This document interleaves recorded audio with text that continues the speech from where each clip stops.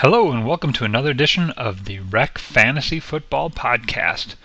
This is Ken Riley and I'm going to talk about the results from Week 1 and I'll also talk about how to add players to your team. So let me jump over to Game Center and I will flip back to Week 1. And then we will see all the results.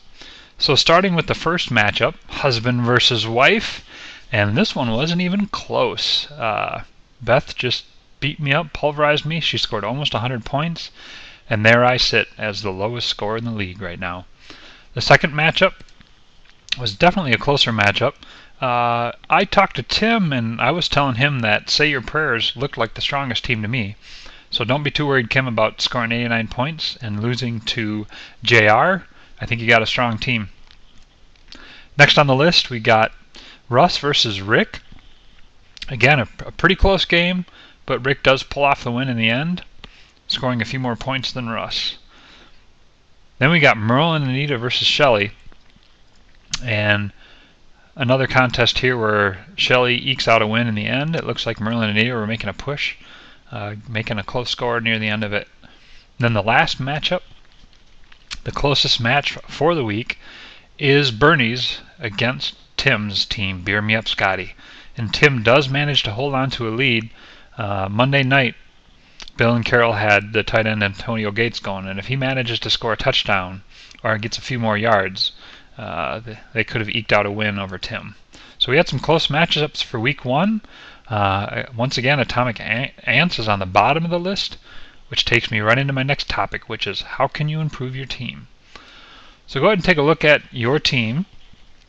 And in my case, I'm going to go ahead and see what I've got for players, and maybe there's some players I can let go and pick up some better players. So let's take, for example, Greg Little, who didn't score me any points. Let's say I want to add somebody to my team. I'll come up here and click Add. What that will do is, after every week, after the Monday night game, all pickups are locked for 2 days, which means you can put in an add request and it'll sit in a queue, which is the waiver wire, and on Thursday morning it will process everybody's request. And basically that keeps it easier and more fair so that teams have a couple days to look and research and decide, or they can wait a couple days before they put in their add drop request. It's not something you have to do right away on Tuesday. You've got Tuesday and Wednesday to get around to doing it. If you don't put any add or drops in on Tuesday and Wednesday, after the waiver wire opens up on Thursday, you should be able to just add and drop at will for Thursday, Friday, and Saturday before the games start on Sunday. So anyways, it takes you to the Players tab, and by default shows you all available players. And I'm going to go ahead and just narrow it down to wide receiver. And it shows you by rank of who scored the highest points last week. Once again, you can go into Projections tab and you can see by rank who's going to score the most, or who's projected to score the most in Week 2 or for the season. So there's a number of things you can do here to research everything. So let's say, and I've added a few to my watch list. So that's what this magnifying glass is. Let's say I want to keep an eye on Michael Crabtree. I can click on the magnifying glass, gets the little red slash, and I can unclick him to remove him from here. And now I'm going to go back to my team. I'm going to go ahead and look at my watch list. And I'm going to decide, of all the wide receivers I've added to my list, let's say I want to add Malcolm Floyd. So I'm going to go ahead and click the plus.